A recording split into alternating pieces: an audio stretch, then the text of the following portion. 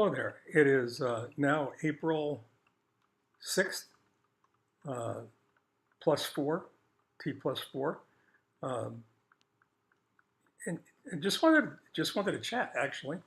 Um, Hospitals, any large organization really, but hospitals in particular, have rhythms. And when you've been in a hospital for a while, you recognize that not only do they have rhythms, they have sub-rhythms as well. It's like, when a specific shift comes on or a specific shift comes off, um, you're going to go ahead and be confronted with a different set of timelines that each subset of nurses and aides tend to work into the process, none of which are yours, none of which have anything to do with you um, in many cases.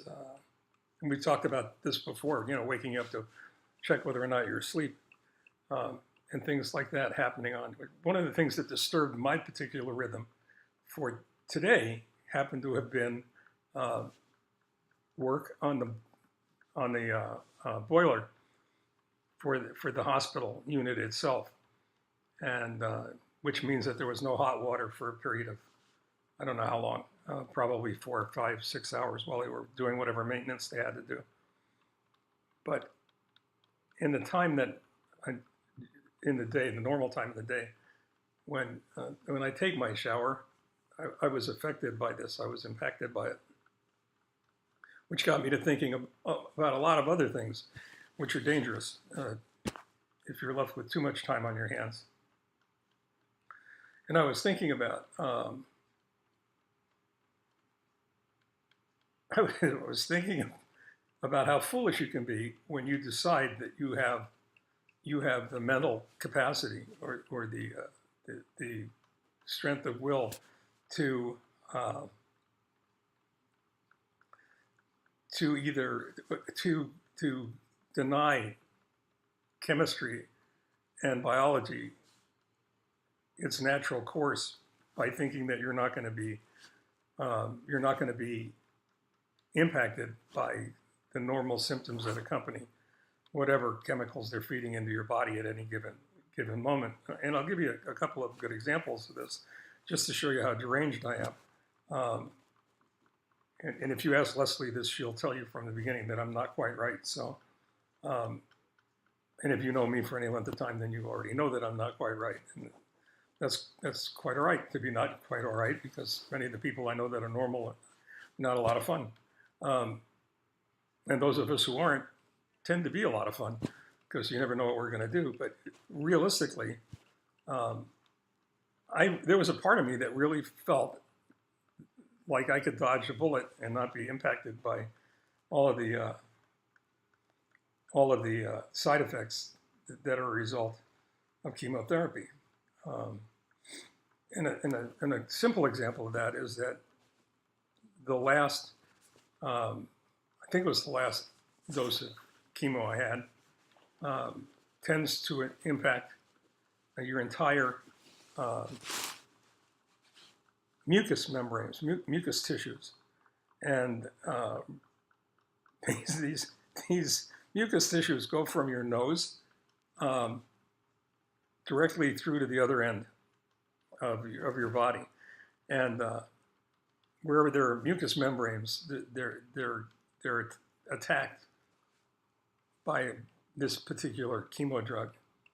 And I thought that I was going to beat it. I actually got a little bit cocky about it, and recognized that at some point I wasn't going to beat it. And it's difficult because you wind up with diarrhea. It's not a pleasant subject to talk about, but you wind up with diarrhea as a result of that, because your whole lower intestinal tract is filled with mucous membranes. Everything from your as I said before, is your nose to the other end, and you wind up with diarrhea. You wind up with all kinds of other nasty side effects. They tell you from the beginning not to blow your nose, because if you blow your nose, the membranes are so damaged that you'll start, especially with low platelet counts and things like that, you'll start a nosebleed that you won't be able to stop necessarily, and that's not a good thing either. So, so they in the process of whatever else they're doing, they're feeding bags and bags of.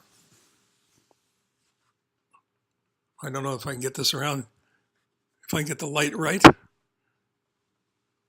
feeding bags and bags and bags of all kinds of stuff into you while they're doing that. Well, if they put enough fluid in you, then they got to get the fluid out because you get all puffy, and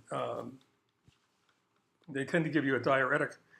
I don't know what the formal name of the diuretic that they gave me is, but I got to tell you something. If they sprinkle this stuff on a field of grapes, you're going to wind up with raisins in about a half an hour.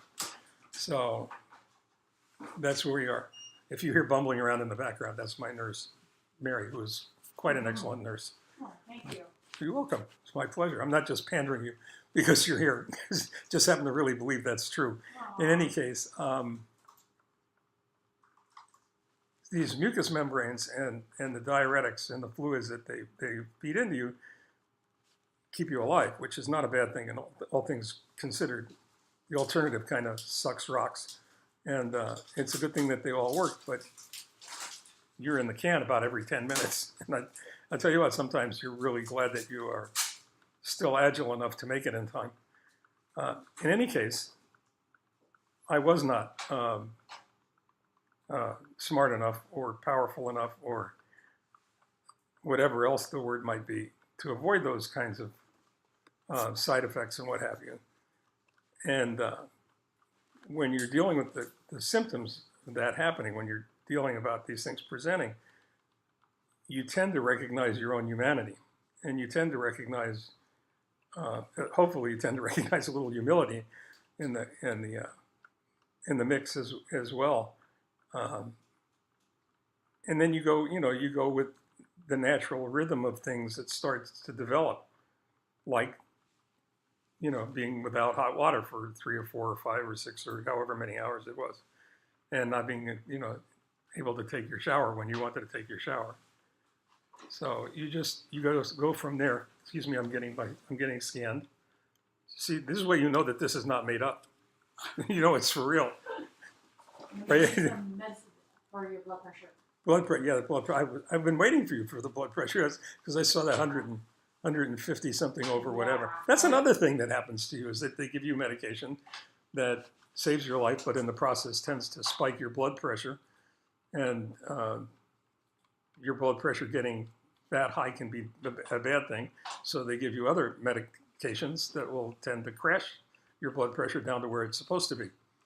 And I'm going to go take my medicine now and leave you for the time being, and then hopefully we'll be back together again, and we'll have more to talk about tomorrow.